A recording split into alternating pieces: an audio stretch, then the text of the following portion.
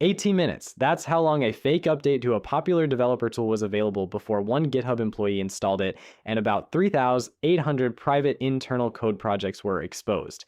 That's less than a Rick and Morty episode. You can't even microwave a frozen pizza in that window. GitHub wasn't broken into through its front door. A trusted developer tool updated itself automatically. No human reviewed it first, and that gave the attacker a path inside.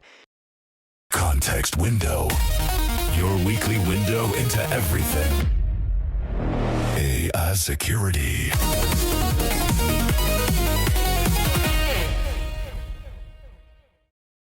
Welcome to Context Window, your weekly window into everything worth knowing in AI security. Quick thing before we start, full transparency. This podcast is AI generated, 2 AI voices, a script written by another AI agent, the whole thing. But every story, every take, here's what this actually means is curated and verified by Asaf Nakash.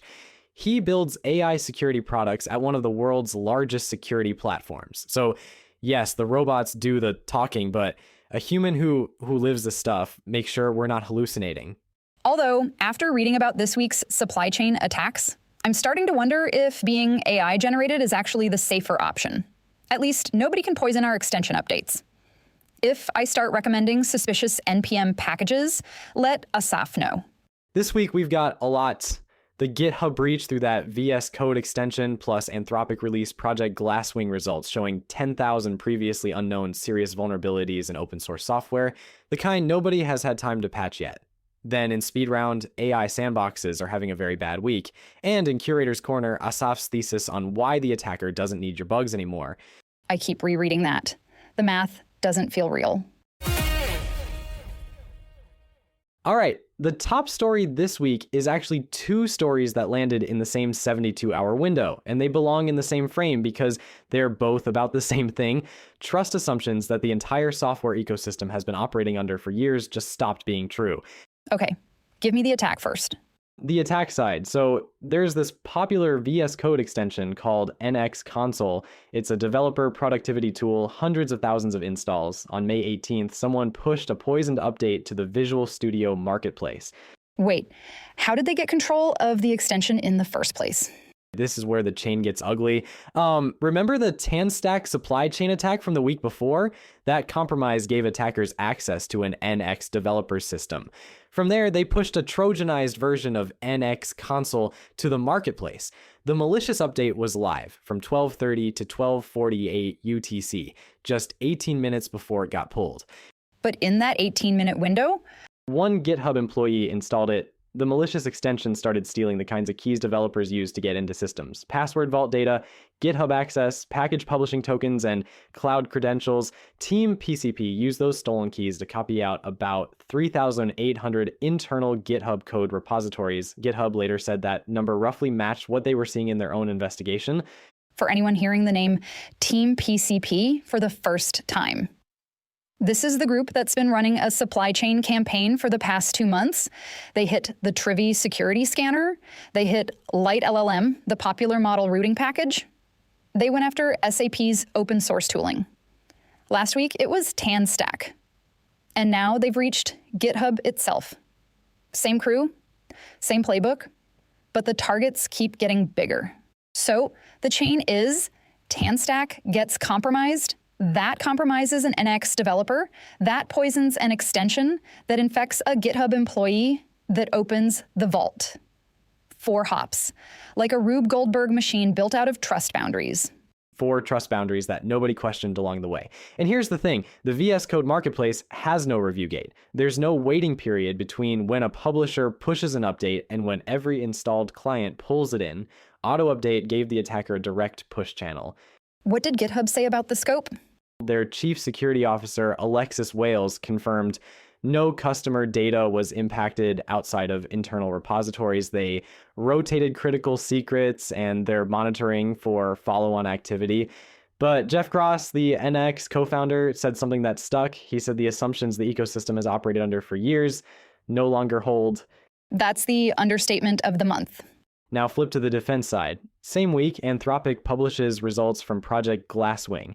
They deployed an unreleased model called Claude Mythos Preview defensively across 50 plus partner organizations and 1,000 plus open source projects. In 1 month, it found over 10,000 high and critical severity 0-day vulnerabilities. 10,000 in 30 days. I need to sit with that number for a second. External security firms spot-checked the results. They reviewed about 1,700 suspected bugs and confirmed more than 1,700 were real, so this wasn't just AI making noise. About 9 out of 10 findings held up. Mozilla used it on Firefox 150 and found 271 vulnerabilities, which they said was a 10x improvement over what their previous tooling could find. So the AI is finding vulnerabilities faster than anyone imagined. But are they getting fixed? That's exactly the problem. Like, of roughly 1,600 confirmed bugs sent to the people who maintain those open source projects, only 97 have been fixed so far. Only 88 have public security notices. The bottleneck completely flipped. It used to be that finding critical bugs was the hard part. Now the hard part is getting humans to triage and patch them fast enough. So we have AI finding thousands of critical bugs faster than anyone can fix them. And on the other side, attackers chaining 4 hops through trusted tools before your coffee gets cold. That gap is going to get someone fired. That's the mismatch. And if you're a defender, the takeaway is uncomfortable. Both sides of this story point to the same conclusion. Your dependencies are a bigger risk than your own code right now. Okay, speed round. 3 stories that share a theme. This week's theme, the sandbox is not saving you. First up, Lasso Security published research on NVIDIA's NemoClaw, which is an AI agent sandbox. Think of it as a container that's supposed to keep your AI agent from doing anything dangerous. The agent runs inside the box, and the box controls what tools it can use and what network access it gets. Sounds reasonable. What broke? The problem is what the sandbox allows. NemoClaw explicitly permits tools like the GitHub command line interface git and npm because agents need those to do their jobs. Lasso showed that a malicious code repository can run a hidden setup script during installation.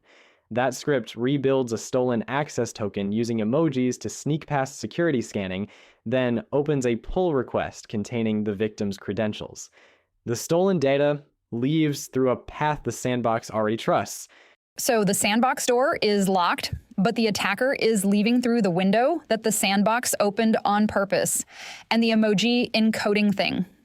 2 weeks ago, we talked about how someone drained $150,000 from a Grok wallet by hiding a transfer instruction in Morse code. Same idea here. Encode the payload in something the guardrails don't recognize as dangerous. Morse code then, emojis now.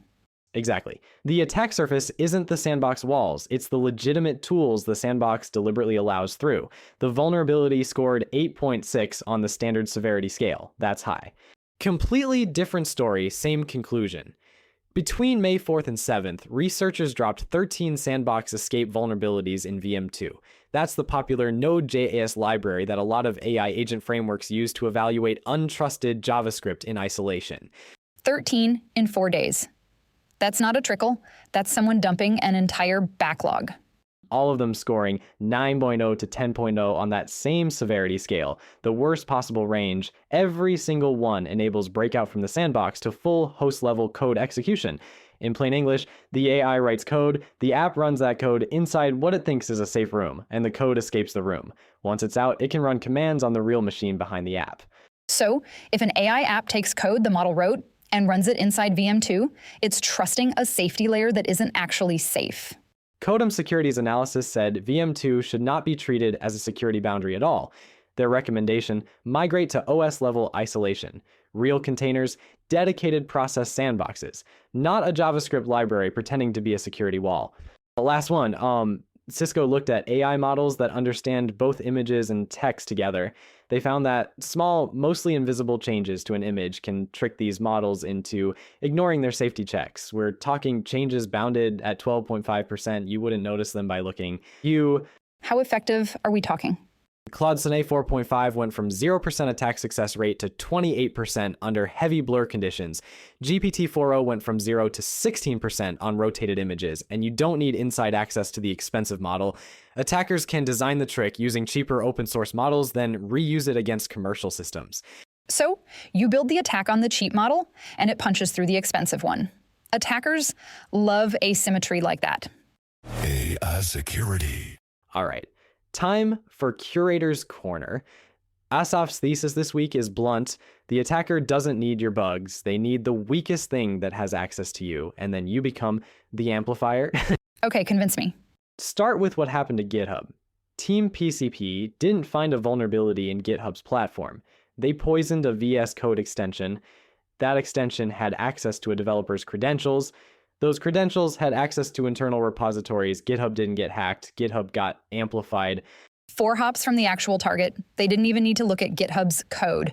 And it's not a one-off. Like in April, a Context.ai employee got infected with an info stealer. Context.ai had an OAuth integration, basically a trusted app connection, into a Versal engineer's workspace. Like from there, the attacker pivoted into Versal's internal systems, affecting accounts belonging to OpenAI, Stripe, and McDonald's. Versal didn't have a vulnerability, Context.ai did, but Versal became the amplifier. So the pattern is compromise something small that has access to something big. The Verizon breach report published this week puts numbers on it. Third-party breaches rose 60% year over year. They now account for 48% of all incidents. Almost half of breaches are coming through your dependencies, not through your own code. And on the Glasswing side, 10,000 unpatched 0 days sitting in the libraries, everything depends on. Right. Hi. Every app depending on those unpatched libraries is an amplifier in waiting. The thesis lands here. Securing your own software is necessary but no longer sufficient. Your actual security posture is the weakest thing in your stack that has access to what you built. The VS Code marketplace lets updates go out without review. NPM packages can run setup scripts automatically. App connection tokens often keep permissions nobody remembers granting. Every one of those is a trust assumption that stopped being true this year. And nobody has incentive to own what happens across all 4 hops. That's the structural problem nobody's solving. That's context window for the week of May 25th. The weak trust assumptions met reality and blinked. The full edition with all the sources, action items, and links is on the LinkedIn newsletter. Over 1,800 security leaders get it every week. If you're not subscribed, you're missing the written version with all the detail we can't fit into audio. And if you want the deep dive video format, Context Window Signal lives on YouTube. Subscribe there to catch the next one when it drops. See you next week.